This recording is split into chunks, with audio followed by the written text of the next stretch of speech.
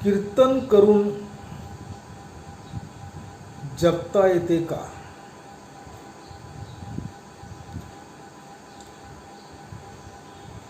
कीर्तन करून नुसतं जगता येत नाही, तर सन्मानाने जगता येते, हे याचे उत्तर आहे.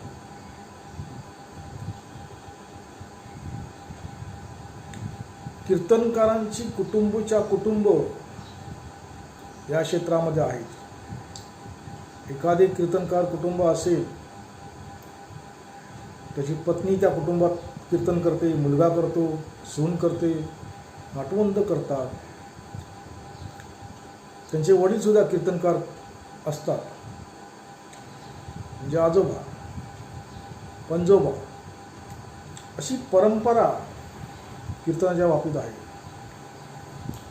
म्हणून कीर्तन करून जगता येईल का हा प्रश्न विचारणं चूक आहे, गौण आहे, मूर्खपणाचा आहे. आजच्या युगात, आजच्या काळात, आजच्या आधुनिक जगात, या धाकधुकीच्या जगामध्ये माणसाला देवळात जायला वेळ नाही. मग मनोरंजनचं साधन असं समजून एखादा मनुष्य जेव्हा कीर्तनाला येतो, तेव्हा त्याचा अंदाज साफ चुकतो. कीर्तन हे मनोरंजन नाही, तर प्रबोधन आहे, हे त्याला तेव्हा कळून चुकतं. म्हणून कीर्तनकारांना जगामध्ये खूपच सन्मान आहे, प्रतिष्ठा आहे. एक चांगलं घराणं, हे सुसंस्कारित घराणं असं त्या कीर्तनकाराच्या कुटुंबाकडे पाहिले जातं. म्हणून कीर्तन करून जगता येतं का असं म्हणणं म्हणजे एकदमच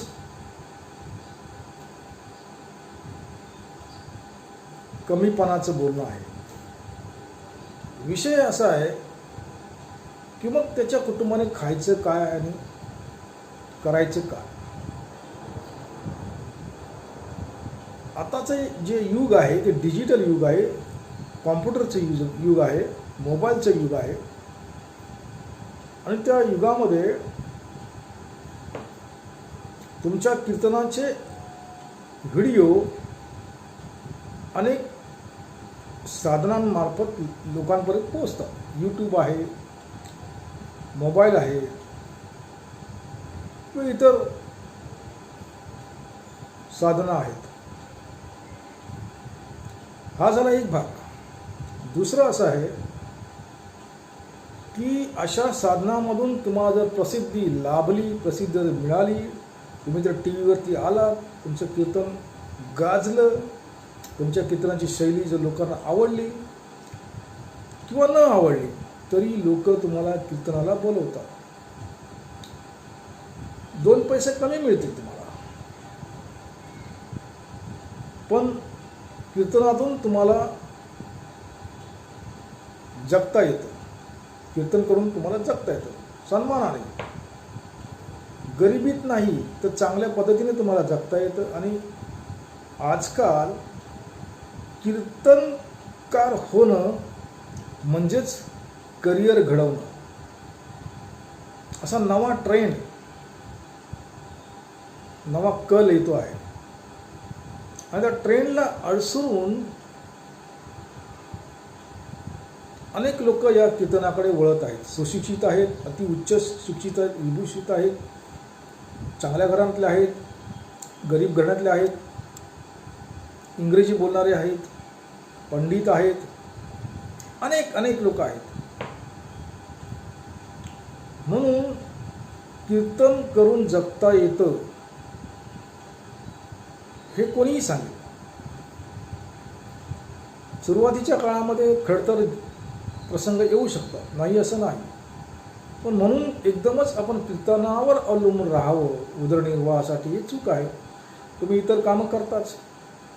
एखादा शेतकरी असेल तर त्याच्या घरामध्ये इतर माणसं असतात, ते नोकरी करतात किंवा व्यवसाय करतात, शेती करतात.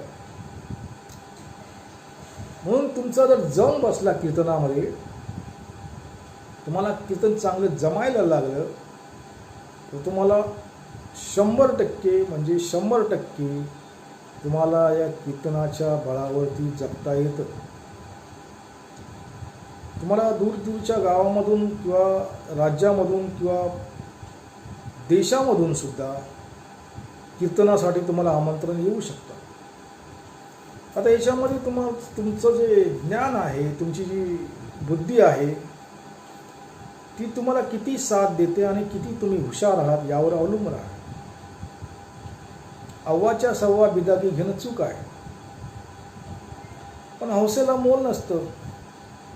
अनेक मंडळं आहेत, अनेक संस्था आहेत, त्या प्रबोधनासाठी कीर्तनकारांना बोलवतात.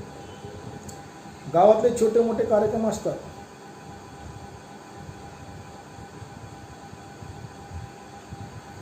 त्यानंतर कीर्तन लागतंच, कारण ग्रामीण जो वर्ग आहे त्यांना कीर्तनाची आवड फार पूर्वीपासून आहे.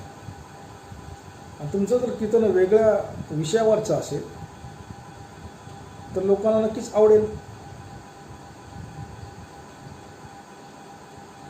वडील कीर्तन करतो म्हणून मुलगा कीर्तन करतो असं नाही. इकडे अनेक लोक या कीर्तनाच्या क्षेत्रामध्ये काही कीर्तनाची पार्श्वभूमी नसताना सुद्धा आलेले आहेत आणि मग ते कीर्तनामध्ये रमले, प्रवचनामध्ये तरबेज झाले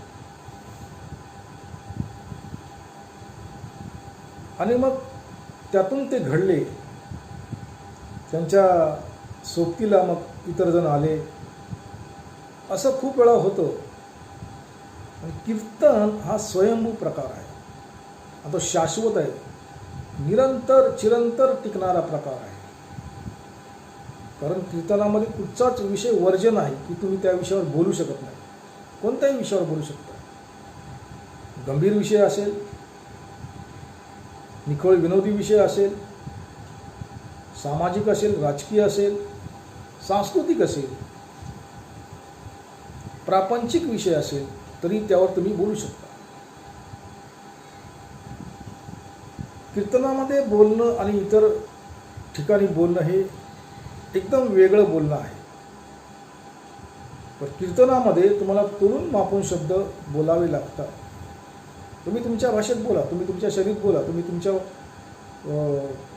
माहितीच्या आधारे बोला, पण ते वायफळ नसावे, निखळ आनंद देणारे असावे. काहीतरी त्यातून संदेश मिळाला पाहिजे ऐकणाऱ्यांना,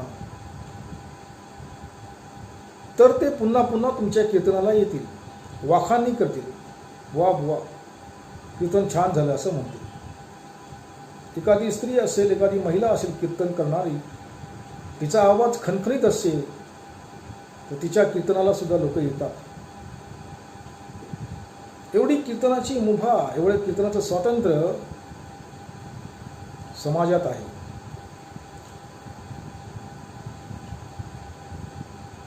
हल्ली कीर्तनाचं जे मानधन मिळतं त्याच्यामध्ये घर संसार चालवला जातो, इतर संस्था चालवल्या जातात, सामाजिक उपक्रम चालवले जातात. मिळणाऱ्यांना खूप पैसे मिळतात त्याच्यामध्ये. पण म्हणून त्या पैशावर डोळा ठेवून कीर्तन करू नये. तुमचा छंद आहे, तुमची आवड आहे, तुमची सामाजिक कार्याची निवड आहे, करा कीर्तन. ठीक आहे, 2 पैसे मिळतात त्यातून. आता समजा लांबच्या गावाला जायचं असेल, गाडी खर्च परवडत नाही हल्ली. जाऊन खायचं काय, राहायचं कुठे, परतीचा प्रवास आहे, अनेक गोष्टी आहेत. म्हणून मानधन स्वीकारणं काही गैर नाही.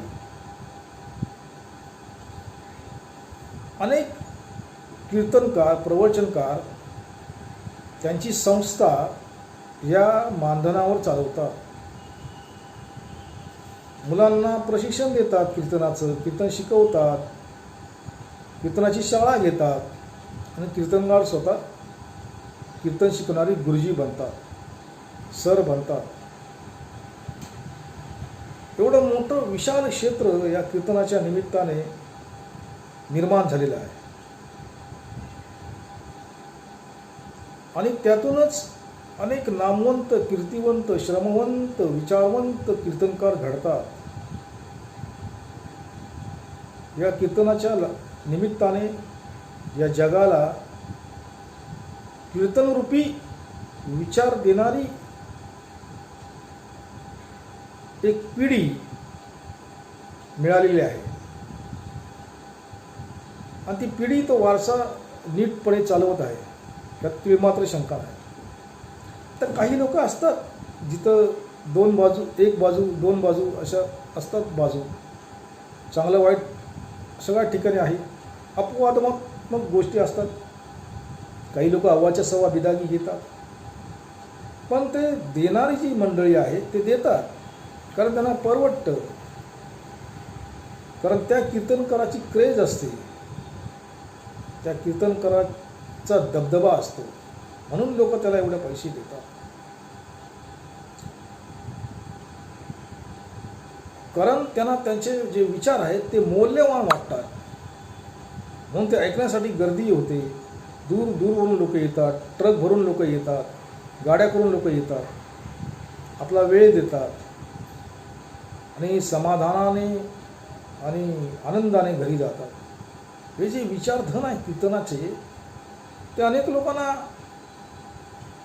आवडतं आणि हा छंद आहे. ग्रामीण क्षेत्रातला जरी कीर्तनाचा हा बाज असला तरी शहरी भागात सुद्धा कीर्तनाची आवड दिवसेंदिवस वाढत आहे. आणि कीर्तनकार कमी पडतात या क्षेत्रामध्ये कीर्तन करण्यासाठी, तेव्हा या क्षेत्रामध्ये कीर्तनकार होण्यासाठी खूप संधी आहे. रस्सीखेच अजिबात नाही, स्पर्धा अजिबात नाही. स्पर्धा कोण करतं? त्याला स्पर्धा म्हणत नाही. एकदम नावाजलेला कीर्तनकार आहे, त्याच्याशी तुम्ही स्पर्धा करणार का? तर तो जे बोलेल, तो जे सांगेल, त्याचे जे विचार आहेत, त्याचं जे ज्ञान आहे ते तुम्हाला येणार नाही. तुम्ही वेगळ्या विषयावर बोलणार, तुमची शैली वेगळी, तुमचे विचार वेगळे, तुमची बोलण्याची पद्धत वेगळी, असे वेगवेगळे प्रकार असल्यामुळे कोणत्याही कीर्तनकाराची एकमेकाची स्पर्धा नाही. जो तो पुढे येण्याचा प्रयत्न करतो. महिला कीर्तनकार आहे मंडळी, त्यांचं सुद्धा तेच आहे. कारण आज एखाद्या नामवंत कीर्तनकाराचं कीर्तन ऐकल्यावरती तीच मंडळी दुसऱ्या कीर्तनकाराचं कीर्तन ऐकायला आमंत्रण देतात.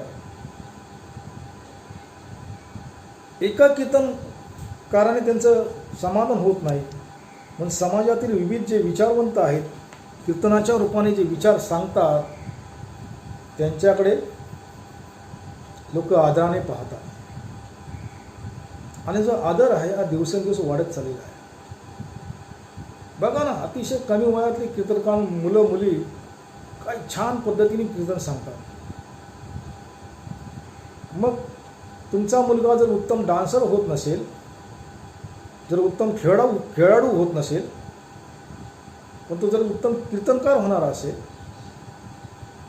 काय करायला हरकत नाही. शेवटी खर्च प्रत्येक बाबीत असतोच, ट्रेनिंग महत्त्वाची असते.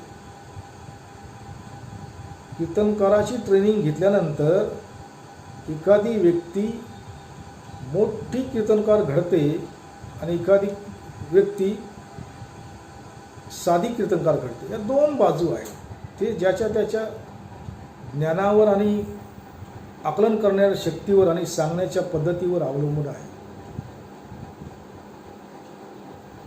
म्हणून कीर्तनकार म्हणून करिअर घडवून कीर्तनावर जगता येतं का?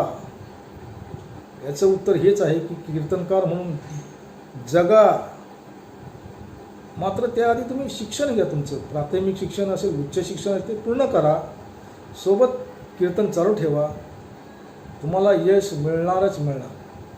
कारण कीर्तनाच्या ज्ञानाचा उपयोग तुमच्या जीवनाला होतो, तुमच्या समाजाला होतो, तुमच्या गावाला होतो, तुमच्या शहराला होतो, तुमच्या राज्याला आणि राष्ट्राला होतो आणि अख्ख्या जगाला होतो. ते फुकट जात नाही ज्ञान. तुमच्याकडे जे आहे ते तुम्ही दुसऱ्याला सांगता, दुसऱ्याला शिकवता, दुसरं ऐकता, तसं करण्याचा प्रयत्न करता. ही खूपच चांगली गोष्ट आहे.